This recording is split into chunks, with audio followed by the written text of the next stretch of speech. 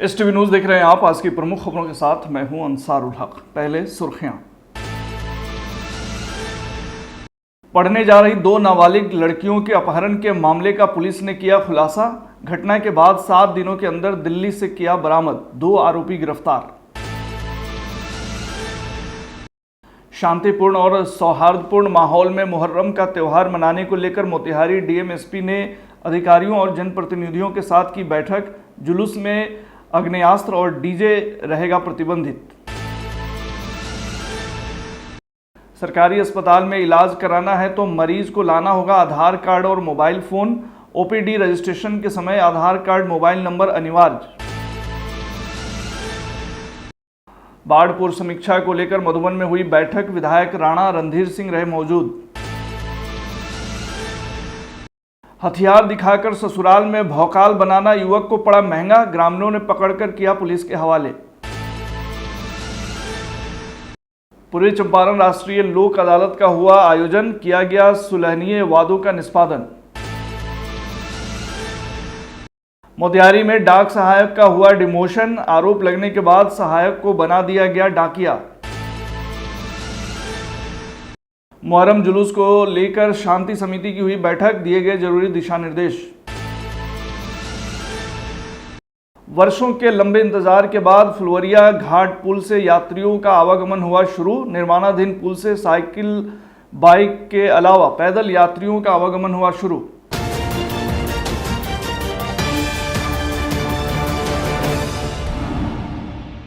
पूर्वी चंपारण स्थित मधुबन थाना क्षेत्र के गड़हिया OP से अपहृत 2 नाबालिग लड़कियों को पुलिस ने घटना के महज 7 दिनों के अंदर दिल्ली से बरामद कर लिया है। घटना में इस्तेमाल स्कॉर्पियो को पुलिस ने गोरखपुर से जब्त किया है। इसके साथ ही घटना को अंजाम देने वाले 2 बदमाश मधुबन थाना क्षेत्र के बड़ा कोयलहरा निवासी मोहम्मद कैफ व छोटा कोयलहरा निवासी साहिल को गिरफ्तार कर लिया। पकड़े दयाल DSP सुबोध कुमार ने अपने कार्यालय कक्ष में पत्रकारों को जानकारी देते हुए बताया कि बीते 5 जून को पढ़ने जा रही नाबालिग लड़कियों का अपहरण कर लिया गया था। घटना के बाद मधुबन थाना में कांड दर्ज की गई थी। दोनों नाबालिग लड़कियों को मेडिकल चेकअप व 164 के बयान के बाद अग्रेतर कार्रवाई की जा रही है। गिरफ्तार दोनों आरोपियों को पूछताछ के बाद न्यायिक हिरासत में केंद्रीय कारा मोतिहारी भेज दिया गया है। आपको बता दें कि कार्रवाई के लिए पुलिस कप्तान के द्वारा पकड़े दयाल DSP सुबोध कुमार के नेतृत्व में एक टीम का गठन किया गया था।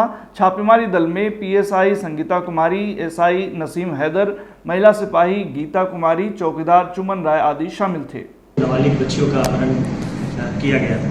मामला में जो है परिजनों के द्वारा आरोप लगाया गया था कि उनकी बच्चियों का अपहरण किसी गलत नियत से संबंध बनाने के लिए किया गया है और कहीं मोतिहारी से बाहर ले जाया गया। इस संबंध में त्वरित एक SIT का गठन किया गया पुलिस अधीक्षक महोदय मोतिहारी के द्वारा, और SIT टीम के द्वारा 48 घंटों के अंदर दोनों बच्चियों को बरामद किया गया दिल्ली से। और इस कांड में सहित दोनों अभियुक्त जो कि गड़हिया के रहने वाले हैं, एक का नाम मोहम्मद कैफ और एक का नाम है साहिल बाबू, ये दोनों को गिरफ्तार किया गया और बच्चियों को बरामद किया गया। मोतिहारी समाहरणालय स्थित डॉक्टर राधा कृष्णन सभागार में मुहर्रम पर्व को शांति एवं सद्भाव के साथ मनाने को लेकर जिलाधिकारी की अध्यक्षता में जिला स्तरीय शांति समिति की बैठक संपन्न हुई। बैठक में पुलिस अधीक्षक कांतेश कुमार मिश्रा, उप विकास आयुक्त समीर सौरभ, नगर आयुक्त सुमन सौरभ यादव, जिले के सभी अनुमंडल पदाधिकारी और जनप्रतिनिधि शामिल थे। इस अवसर पर जिलाधिकारी ने कहा कि ताजिया जुलूस के लिए लाइसेंस लेना अनिवार्य है। बिना लाइसेंस के ताजिया जुलूस नहीं निकाली जाए।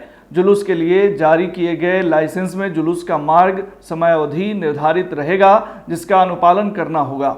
जुलूस में आग्नेयास्त्र का प्रदर्शन पूरी तरह प्रतिबंधित रहेगा। इसके साथ ही DJ प्रतिबंधित है। केवल लाउड स्पीकर की अनुमति रहेगी, लेकिन इसके लिए अनुमंडल पदाधिकारी की अनुमति जरूरी होगी। जिलाधिकारी ने कहा कि जुलूस का वीडियोग्राफी करानी होगी। प्रत्येक जुलूस के साथ स्थानीय स्तर पर समिति के सदस्य भी रहें एवं जिम्मेदार लोगों की देखरेख में जुलूस निकाली जाए। वहीं इस अवसर पर पुलिस अधीक्षक ने कहा कि पर्व के अवसर पर सुरक्षा के दृष्टिकोण से पुख्ता व्यवस्था रहेगी। सभी चिन्हित एवं संवेदनशील स्थानों और चौक चौराहों पर दंडाधिकारी एवं पुलिस बल की प्रतिनियुक्ति रहेगी। सोशल मीडिया पर नजर रखी जाएगी। यदि आप सरकारी अस्पताल में इलाज के लिए जाते हैं तो अपने साथ आधार कार्ड व मोबाइल फ़ोन अवश्य लेकर जाएं। अन्यथा आपको परेशानी हो सकती है। यह बातें प्रभारी चिकित्सा पदाधिकारी मझौलिया डॉक्टर ओम प्रकाश ने एसटीवी न्यूज़ से बात करते हुए कही। उन्होंने कहा कि पंजीकरण के समय अपना मोबाइल और आधार कार्ड लाना होगा। ऐसे में बिना आधार कार्ड और बिना मोबाइल वालों के लिए इलाज कराना मुश्किल हो रहा है। हालांकि अचानक आए नए सर्कुलर से मरीजों को थोड़ी दिक्कत जरूर हो रही है, लेकिन इलाज कराने में काफ़ी सहूलियत होगी। उनके इलाज का रिकॉर्ड पूरी तरह स्वास्थ्य विभाग के कंप्यूटर में दर्ज रहेगा। डॉक्टर ओम प्रकाश ने सामुदायिक केंद्र मझौलिया में आने वाले मरीजों से अपील किया है कि जब भी इलाज कराने आए अपने साथ आधार कार्ड और मोबाइल फ़ोन ज़रूर लाएं। अब सामुदायिक स्वास्थ्य केंद्र और अन्य अस्पतालों, सरकारी अस्पतालों में इलाज कराने के दौरान मरीज को आधार कार्ड और मोबाइल नंबर लेकर आना है, जिससे भाग्य के पोर्टल से उसकी एक टोकन जनरेट होकर उसकी एक आईडी बनेगी और उस आईडी से उसका सारा इलाज होगा और उसकी सारी रिकॉर्ड है सरकार के पास सुरक्षित रहेगी। ये 15 तारीख से सभी जगहों पे लागू हो गया है। इसमें इमरजेंसी से लेकर लेबर रूम और अन्य सभी जगह बाढ़ पूर्व तैयारियों को लेकर शनिवार को पूर्वी चंपारण के मधुबन प्रखंड परिसर स्थित आईटी भवन के सभागार में आपदा प्रबंधन कमेटी की बैठक हुई। बैठक में बाढ़ से पूर्व सभी विभागों की तैयारियों की समीक्षा की गई। बाढ़ के दौरान आश्रम स्थल, कम्युनिटी किचन, नाव, गोताखोर, दवा, मवेशियों के लिए चारा व दवा, फसल के रख रखाव समेत विभिन्न विषयों पर चर्चा की गई। बैठक में उपस्थित विधायक सह पूर्व मंत्री राणा रणधीर सिंह ने कहा कि बिहार सरकार 25 बिंदुओं पर तैयारी कर रही है, जिसका मास्टर प्लान सभी जनप्रतिनिधि व पदाधिकारियों व कर्मियों तक पहुंचाना है। आपदा के समय किसी तरह की कोई परेशानी नहीं हो, इसकी समुचित व्यवस्था की जानी है। ये बिहार में जो बाढ़ की स्थिति बनती है उसको लेकर आपदा प्रबंधन की बैठक मधुबन ब्लॉक में हुई। इसमें मधुबन के प्रमुख सहित मुखिया जी लोग और पंचायत समिति के सदस्यगण, सीओ साहब, बीडीओ साहब और हेल्थ विभाग के अफसर, पशुपालन के अफसर सब लोग आए और ये आपदा के पूर्व की तैयारी जो बिहार सरकार ने जो एसओपी बनाया उसके अनुरूप तैयारियों का जायजा लेना, कम्युनिकेशन प्लान एक दूसरे को सभी मुखिया जी लोगों को उपलब्ध करा देना। मोतिहारी के सुगौली में एक युवक को हथियार दिखाकर ससुराल में भौकाल बनाना महंगा पड़ गया। पुलिस ने सूचना मिलने पर कार्रवाई करते हुए गांव के दामाद भोला मियां को हथियार के साथ गिरफ्तार कर लिया। बताया जा रहा है कि सुगौली में जमीनी विवाद में ग्रामीणों ने गांव के ही दामाद को हथियार के साथ पकड़कर पुलिस के हवाले कर दिया। यह घटना उत्तरी मनसिंघा के बक्सा टोला की है, जहां अपने बहनोई ने ही अपने सहयोगियों के साथ हथियार के बल पर अपनी साली के निर्मित हो रहे घर का कार्य रोकने का प्रयास किया। ग्रामीणों ने घटनास्थल के पास से नगर पंचायत के बंगड़ा निवासी भोला मियां को पकड़ लिया, साथ ही एक हथियार को बरामद कर पुलिस के हवाले कर दिया। एसआई सह प्रभारी थानाध्यक्ष राजेश कुमार ने बताया कि बक्सा हाता के ग्रामीणों ने आरोपी भोला को एक हथियार के साथ पुलिस के हवाले किया है, साथ ही पूरे मामले को लेकर एक लिखित आवेदन भी दिया है। पुलिस मामले की जांच कर रही है। चंपारण राष्ट्रीय लोक अदालत का आयोजन व्यवहार न्यायालय परिसर मोतिहारी में किया गया, जिसका उद्घाटन जिला एवं सत्र न्यायाधीश देवराज त्रिपाठी, प्रधान न्यायाधीश फैमिली कोर्ट संदीप सिंह, जिलाधिकारी सौरव जोरवाल, पुलिस अधीक्षक कांतेश कुमार मिश्रा आदि ने संयुक्त रूप से दीप प्रज्वलित कर किया। मौके पर लोक अदालत में सुलहनीय वादों का निष्पादन आपसी समझौते के आधार पर किया जा रहा है। सुलहनीय वादों तथा आपराधिक मामले, दीवानी मामले, दुर्घटना बीमा दावा, पारिवारिक विवाद आदि से संबंधित एनआई एक्ट 138 के अंतर्गत दर्ज केस, बैंक ऋण, कर्मचारियों के वेतन व पेंशन से संबंधित विवादित मामलों का निपटारा सुलह समझौते के आधार पर किया जा रहा है। इस दौरान सुलहनीय वादों को दोनों पक्ष के बीच समझौता करा उसका निष्पादन कराया जाएगा। बताया गया है कि इस बार 1200 से 1500 के बीच वाद के निष्पादन का लक्ष्य रखा गया है। मौके पर नरेंद्र देव, महासचिव जिला विधिक संघ मोतिहारी ने क्या कुछ कहा, सुनिए। लोक अदालत लगाई गई है। हम लोगों ने अभी अभी उद्घाटन किया है। जिला जज महोदय, डीएम साहब और एसपी साहब और इस सभी न्यायिक पदाधिकारी, अधिवक्ता बंधु हमारे जितने भी हैं सभी लोग वहाँ थे, लिटिगेंट भी थे। और लोक अदालत का यही कॉन्सेप्ट है कि आपसी समझौता के आधार पर वहाँ जो भी मामले रहते हैं उनका निष्पादन किया जाता है, जिसमें किसी को कहीं अपील करने की भी आवश्यकता नहीं है। अगर अपील होता भी है तो वह खारिज हो जाएगा। अपील करने लायक वह फैसला नहीं होता है, क्योंकि दोनों पक्षों के सहमति से वह फैसला होता है। और सबसे बड़ी बात है कि जो लिटिगेंसी होती है उसमें कोई कॉस्ट नहीं लगता है लोक अदालत के। चंपारण के इतिहास में पहली बार चंपारण डाक प्रमंडल में डाक सहायक को डिमोशन कर डाकिया बना दिया गया।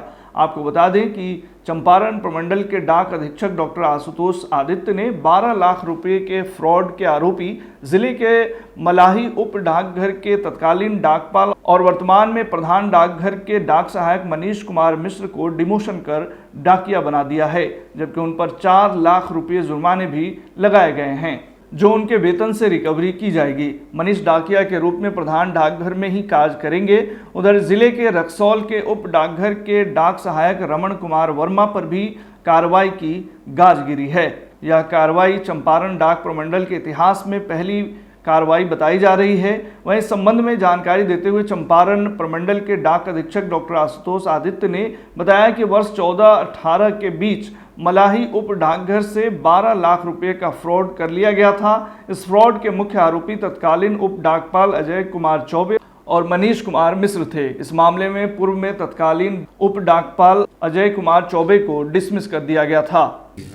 जी हाँ, एक फ्रॉड के मामले में मलाही उप डाकघर में एक फ्रॉड हुआ था, उसमें जो कर्मी संलिप्त थे उनके ऊपर कार्रवाई की गई है। डिमोशन की बात की है, प्रमोशन। जी हाँ, विभागीय नियमों के तहत उन पर कार्रवाई की गई है और उन्हें डाक सहायक से डाकिया के पद पर डिमोट किया गया है। रक्सौल में एक अन्य मामला था, उसमें भी कार्रवाई की गई है। पूर्वी चंपारण के पचपकड़ी थाना परिसर में मुहर्रम जुलूस को लेकर थानाध्यक्ष संदीप कुमार की अध्यक्षता में शांति समिति की एक बैठक आयोजित की गई। बैठक के दौरान उपस्थित सभी जनप्रतिनिधि एवं सामाजिक कार्यकर्ताओं ने मुहर्रम जुलूस को शांतिपूर्ण माहौल में मनाने की एक दूसरे से अपील की। बैठक को संबोधित करते हुए थानाध्यक्ष संदीप कुमार ने कहा कि ताजिया जुलूस के मुख्य संचालक व्यक्ति थाने में आवेदन देकर अपना लाइसेंस निर्गत करा लें। आगे उन्होंने कहा कि मुहर्रम के दौरान डीजे बजाने पर पूर्ण रूप से प्रतिबंधित रहेगा। पूर्व से निर्धारित रूट मैप के अनुसार ताजिया की जुलूस निकाली जाएगी। थानाध्यक्ष ने क्षेत्र के लोगों से गलत अफवाहों से दूर रहने की अपील की। जुलूस के समय किसी तरह की समस्या उत्पन्न होने की स्थिति में प्रशासन को सूचना देने की बात कही गई। वर्षों के लंबे इंतजार के बाद आज आखिरकार पूर्वी चंपारण और सीतामढ़ी जिले को जोड़ने वाले फुलवरिया घाट पुल से यात्रियों का आवागमन शुरू हो गया। फुलवरिया घाट स्थित नवनिर्मित पुल से अब साइकिल, बाइक के अलावा पैदल यात्रियों का आवागमन शुरू हो गया है। हालांकि काम अधूरा होने की वजह से अभी बड़े वाहनों का परिचालन बाकी है। बताया जा रहा है कि बरसात के मौसम में फुलवरिया घाट से आने जाने के दौरान यात्रियों को होने वाली कठिनाई को देखते हुए ढाका विधायक पवन जायसवाल ने आज फुलवरिया घाट पहुंचकर अपने निगरानी में देर रात तक पुल के एक किनारे पर जेसीबी मशीन से मिट्टी से मरम्मत का कार्य कराया। कार्य संपन्न होने के बाद आज से पुल के जरिए पैदल यात्री, साइकिल एवं बाइक का परिचालन शुरू हो गया। क्या कह रहे हैं पवन जायसवाल, आइए सुनते हैं।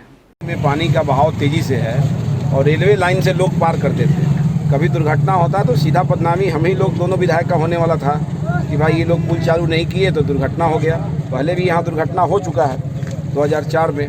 तो हम लोगों ने वैकल्पिक व्यवस्था के तहत साइकिल, मोटरसाइकिल, पैदल यात्रियों को असुविधा नहीं हो, कोई दुर्घटना नहीं हो नाव से या रेलवे लाइन से गिर के, उसके लिए हम लोगों ने चालू कर दिया है इसको। केवल साइकिल, मोटरसाइकिल, पैदल यात्री जाएंगे, कोई टेम्पू, कोई 4 चक्का वाहन को अभी अनुमति नहीं है। और अप्रोच का काम कल से ही फिर से शुरू हो जाएगा। नया जो फुलवरिया से यहाँ तक का जो रोड है उसमें छोटा पुलिया था, उसका निर्माण हो रहा है। कोई उद्घाटन की बात नहीं है, उद्घाटन हुआ भी नहीं है। अभी क्यों होगा, अभी तो ये वैकल्पिक चीज़ है। तो बड़े नेताओं के सामने जब पुल विधिवत तैयार हो जाएगा तो हम लोग कार्यक्रम लेंगे। हमारी एमपी भी रहेंगे, हमारे दोनों विधायक हम लोग हैं, हमारे मिनिस्टर रहेंगे पथ निर्माण के, केंद्रीय मंत्री रहेंगे, मुख्यमंत्री रहेंगे, हम लोग इसका उद्घाटन। आज के बुलेटिन में फिलहाल इतना ही। तमाम खबरों और डिबेट्स के लिए जुड़े रहिए STV न्यूज़ के साथ।